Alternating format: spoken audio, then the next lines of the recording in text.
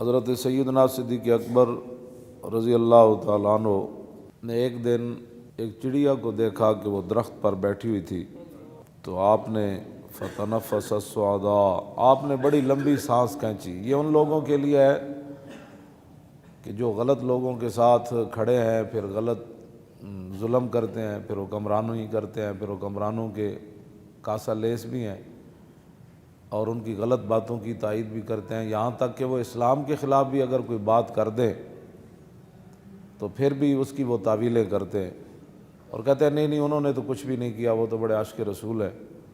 تو یہ ان بدبختوں کے لیے ہے کہ افضل الخلق بعد الرسل ہوں اور اسلام قیامت تک ان کا مکروز ہو، اور ان کی غار والی ایک نیکی جو حضور کی ناموس کے لیے انہوں نے کی، اور دن والی ایک نیکی جو مرتدین اور ختم نبوت کے منکرین کے خلاف جو آپ نے لشکر بھیجا، تو حضرت فاروق اعظم رضی اللہ تعالیٰ عنہ فرمایا کرتے تھے کہ صدیق دن والی نیکی دے دے، رات والی نیکی دے دے تو عمر کی ساری نیکیاں لے لے۔ اور جن کے بارے میں نبی علیہ الصلوۃ والسلام نے فرمایا کہ اللہ رب العالمین عرش پر ناپسند کرتا ہے کہ زمین کے اندر صدیق سے کوئی غلطی ہو جائے۔ اور صحابہ اکرام فرماتے ہیں کہ جیسے نبی علیہ الصلوۃ والسلام جب ظاہری دنیا سے تشریف لے گئے نا، تو اس وقت مدینہ پاک میں جو گہرام مچا، تو جب سیدنا صدیق اکبر دنیا سے تشریف لے گئے تو مدینہ منورہ میں اسی طرح کا گہرام مچا۔ اور عبداللہ بن مسعود فرماتے ہیں کہ اگر نبی علیہ السلام کی ظاہری حیات کے بعد آپ جب دنیا سے تشریف لے گئے، اگر صدیق نہ ہوتے تو ہم میں سے کوئی بھی نہیں بچ سکتا تھا۔ اتنی شانیں وہ تو نہیں، وہ تو حضرت عمر کی اتنے نیکیاں ہیں جتنے ستارے آسمان کے، تو حضرت عمر کہتے ہیں کہ میں صدیق کی ایک نیکی مجھے مل جائے میں ساری دینے کے لیے تیار ہوں۔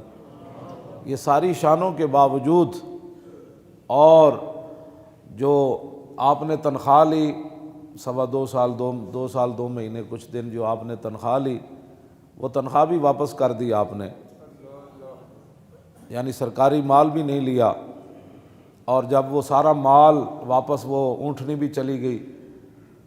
اب اتنے بڑے آدمی ہوں، اتنی بڑی شانوں کے مالک ہوں، اور ان کے جو ہے وہ یہ بھی میرے سامنے پڑا ہے، امام عبدالرؤف مناوی نے لکھا کہ آپ کا جگر جو ہے وہ کلیجہ وہ جل گیا تھا، مشویتن وہ بھونا ہوا بو آتی تھی آپ کے منہ سے، اور اتنا آپ کو خوف خدا بھی تھا اور حضور کی امت کا بوجھ بھی تھا، اور پھر حضور کی تشریف آوری کے بعد امت کو بالکل سر منہ ادھر ہونے سے سیدھا رکھ کے آگے حضرت عمر کے حوالے کرنا تھا، تو آپ کو اتنا خوف خدا تھا اور حضور کی امت کا اتنا درد تھا، اور دین کا اور حضور کی ختم نبوت کا، ناموس رسالت کا۔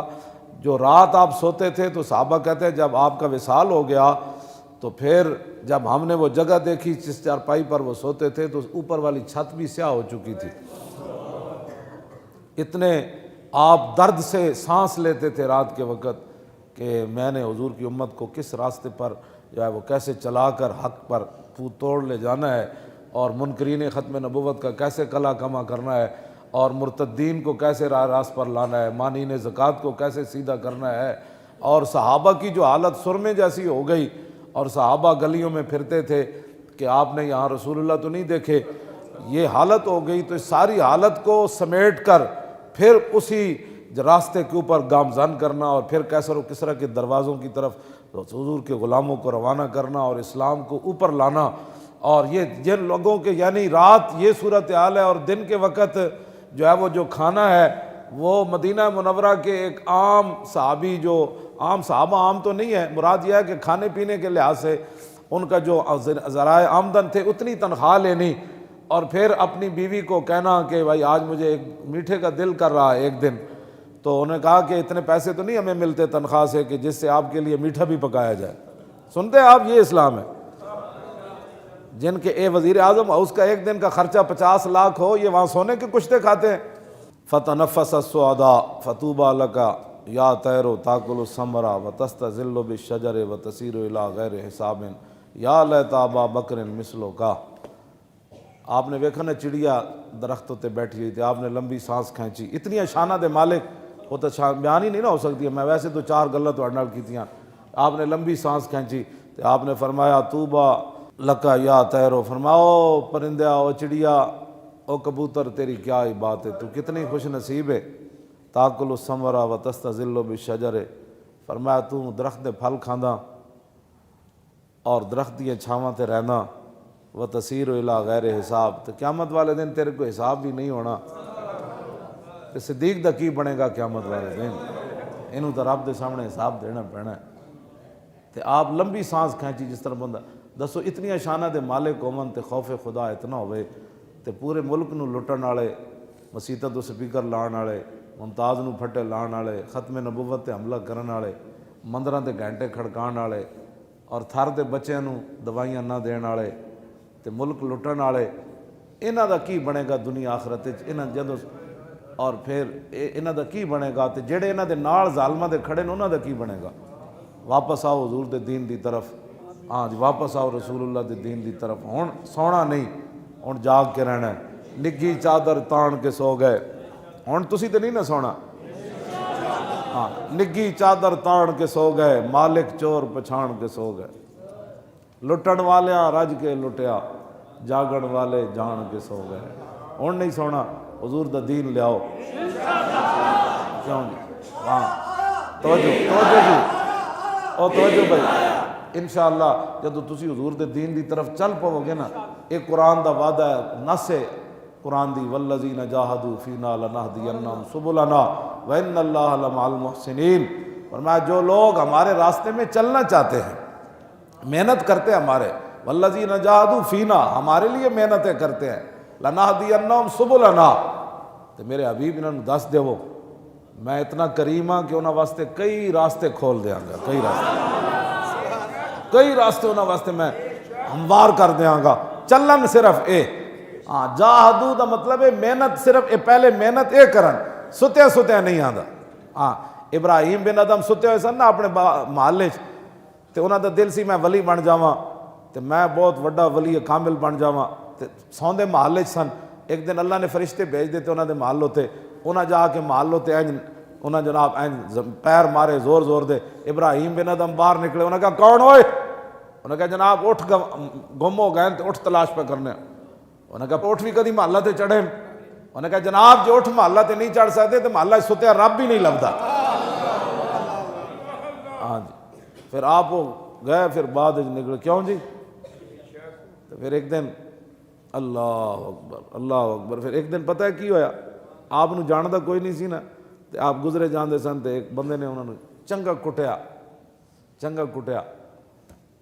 تے وہ کہنے لگے ہور مار, اس سر نے بڑی نافرمانیاں کیتیاں.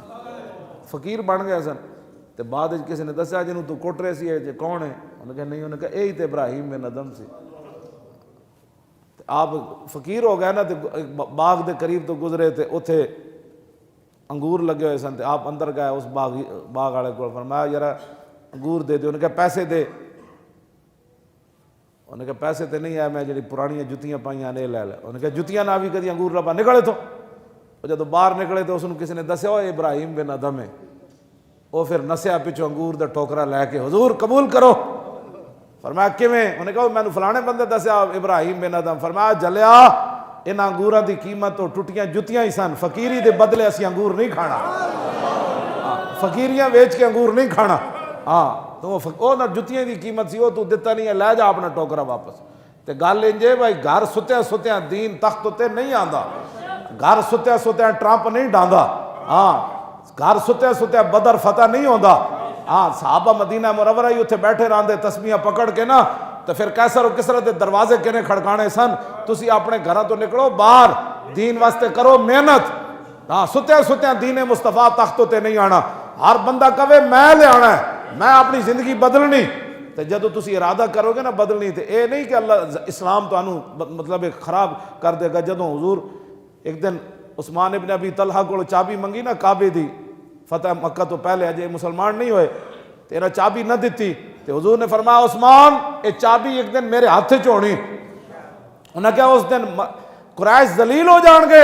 حضور نے فرمایا نہیں، اس دن قریشیاں اور عزت لب جائے گی. ہاں ذلیل اسلام نہیں کرتا. چابی لے کے تے حضور نے چابی پھر دے دیتی. ہاں عثمان ابن ابی طلحہ نے چابی حضور نے نہیں سی دیتی، لیکن حضور نے فرمایا چابی ساڑھے ہاتھ چونی. جب فتح مکہ ہویا نا تو حضور نے فرمایا لیا چابی. انہوں نے کہا جو تے ماں کولے، فرمایا لیا ماں کول چابی. جب ماں کول گئے تے ماں بڑی اچھلی، انہوں نے کہا نہیں دینی. انہوں نے کہا ماں باہر ویکھتے صحیح حضور آ گئے. ہاں